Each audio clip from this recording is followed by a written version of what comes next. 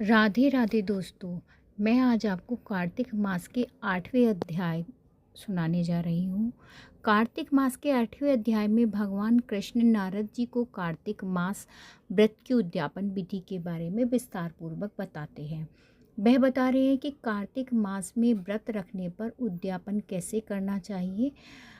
ध्यान पूर्वक और भक्ति भाव से सुनिए कार्तिक मास महात्म्य अध्याय 8। श्री नारद जी बोले, हे राजन, अब मैं कार्तिक के व्रत की उद्यापन विधि सम्यक प्रकार से वर्णन करता हूँ, उसे ध्यान देकर सुनिए।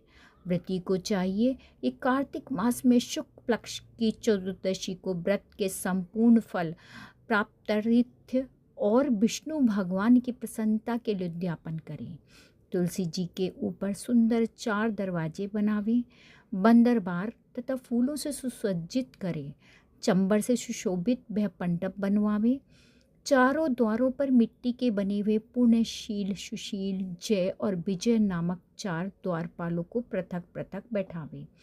तुलसी की जड़ में 4 रंगों से सुशोभित उत्तम सर्वोत्त भद्र का चक्र बनावे।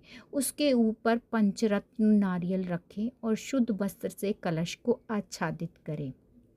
उस कलश के ऊपर शंख, चक्र, गदा, पद्य और पीताम्बरधारी लक्ष्मी युक्त विष्णु भगवान का पूजन करें। कार्तिक मास का व्रती इंद्रादि लोकपालों का पूजन मंडप में करें।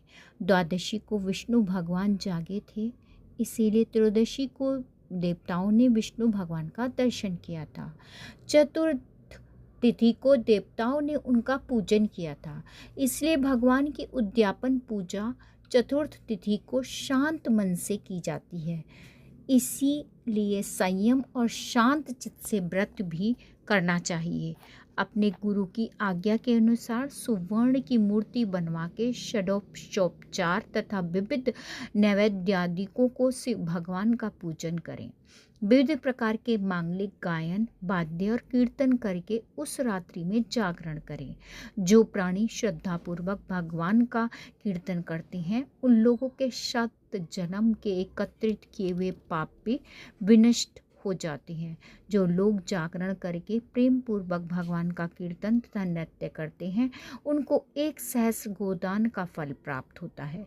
जो प्राणी भगवान के सम्मुख नृत्य गान पूर्वक कौतुक करते हैं, उनके अनेक जन्म जन्मांतक पातक तुरंत नष्ट हो जाते हैं। जो प्राणी विष्णु भगवान के सम्मुख नृत्य गीतादिक कौतुक करता हुआ जागरण करता है तथा उनके चरित्रों का पाठ करके विष्णु भक्तों को प्रसन्न करता है, व्यर्थ की बातों का त्याग कर मुख से बांसुरी आदि बाजा बजाता है, इन भक्तों की भावनाओं से युक्त जो मनुष्य रात्रि भर जागरण करता है, उसे करोड़ों तीर्थों के समान पुण्य प्राप्त होता है।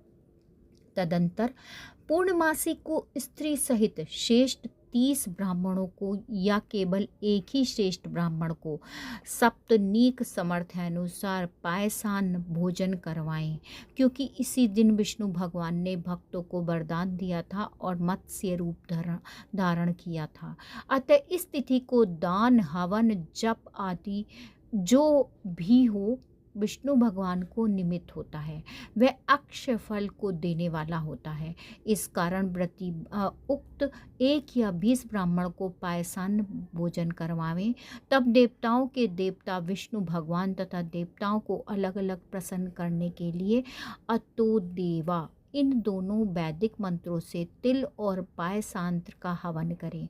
उन ब्राह्मणों को अपनी सामर्थ्य के अनुसार दक्षिणा देवें और पुनः विष्णुदेव की पूजा कर अन्य देवताओं तथा तुलसी का तथा कपिला गो का पूजन कीर्तिक व्रती सावधानी से करें।